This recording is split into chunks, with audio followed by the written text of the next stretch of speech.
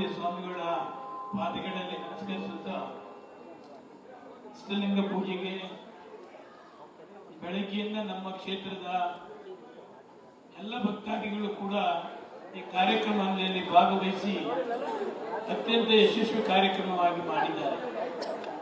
ಈ ಕಾರ್ಯಕ್ರಮಕ್ಕೆ ನಾನು ಮುಖ್ಯಮಂತ್ರಿಗಳಿಗೆ ವೈಯಕ್ತಿಕವಾಗಿ ಭೇಟಿ ಮಾಡಿ ಈ ಕಾರ್ಯಕ್ರಮ ನಮ್ಮ ಕ್ಷೇತ್ರದಲ್ಲಿ ನಡೀತಾ ಇದೆ, ತಾವು ಬಿಡುವಿಲ್ಲದ ಕಾರ್ಯಕ್ರಮದಲ್ಲಿದ್ದರೂ ಕೂಡ ಸ್ವಾಮೀಜಿಯವರ ಇಷ್ಟಲಿಂಗ ಕಾರ್ಯಕ್ರಮದಲ್ಲಿ ಭಾಗವಹಿಸಬೇಕು ಅಂತೇಳಿ ಅವರಿಗೆ ಮನವಿಯನ್ನು ಮಾಡಿದೆ. ಅವರು ತಕ್ಷಣ ಈ ಕಾರ್ಯಕ್ರಮಕ್ಕೆ ನಾನು ಬರ್ತೇನೆ, 6:30 ಒಳಗಡೆ ಸ್ವಾಮೀಜಿಗೆ ಮಾಹಿತಿಯನ್ನು ಕೊಡು ಅಂತ ಹೇಳಿದ್ರು. ಅದೇ ತರ ಸ್ವಾಮೀಜಿಗೆ ಮಾಹಿತಿಯನ್ನು ಕೊಟ್ಟು ಮುಖ್ಯಮಂತ್ರಿಗಳು ಈ ಕಾರ್ಯಕ್ರಮದಲ್ಲಿ ಭಾಗವಹಿಸಿದ್ದಾರೆ. ಮುಖ್ಯಮಂತ್ರಿಗಳ ಬಗ್ಗೆ ನಾನೇನು ಜಾಸ್ತಿ ಹೇಳ್ಬೇಕಾದಿಲ್ಲ, ತಮಗೆಲ್ಲ ಗೊತ್ತಿದೆ. ಕರ್ನಾಟಕದ ಜನಪ್ರಿಯ ಮುಖ್ಯಮಂತ್ರಿಗಳಾಗಿ ಸ್ವಲ್ಪ ದಿವಸ ಆಗಿದೆ, ಆದರೂ ಅವರಿಗೆ ಕ್ಯಾಬಿನೆಟ್ ಎಕ್ಸ್ಪ್ಯಾನ್ಷನ್ ಮುಖ್ಯ ಅಲ್ಲ.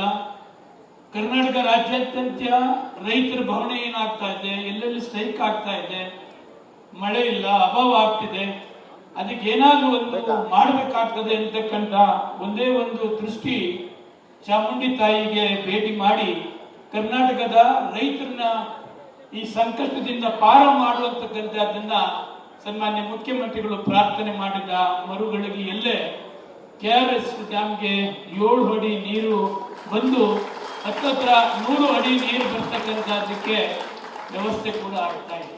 ಇದು ಕಾರಣ ಮುಖ್ಯಮಂತ್ರಿಗಳು ಇರ್ತಕ್ಕಂಥ ದೈವ ಭಕ್ತರು, ನಮ್ಮ ಅಜ್ಜಯ್ಯನ ಪರಮ ಶಿಷ್ಯರಾಗಿ, ನಮ್ಮ ರಂಭಾಪುರಿ ಸ್ವಾಮಿಗಳ ಭಕ್ತರಾಗಿ, ತಾಯಿ ಚಾಮುಂಡಿಯ ಆರಾಧ್ಯ ದೈವ DK ಶಿವಕುಮಾರ್ ಅವರು ಪ್ರಾರ್ಥನೆ ಇವತ್ತು KRS ಮತ್ತೆ ಕಬಿನಿ, ಆರಂಗಿ ಎಲ್ಲ ಕೂಡ ಇವತ್ತು ಮಳೆ ತುಂಬಿ ಬರ್ತಾ ಇದೆ, ಡ್ಯಾಮ್ಗಳು ತುಂಬಿ ಬರ್ತಾ ಇದೆ.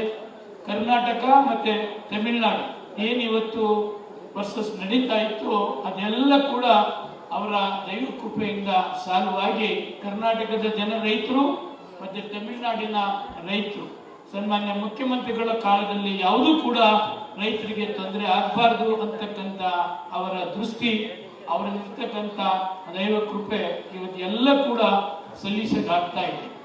ನಾನು ಜಾಸ್ತಿ ಮಾತನಾಡ್ಲಿಕ್ಕೆ ಹೋಗೋದಿಲ್ಲ.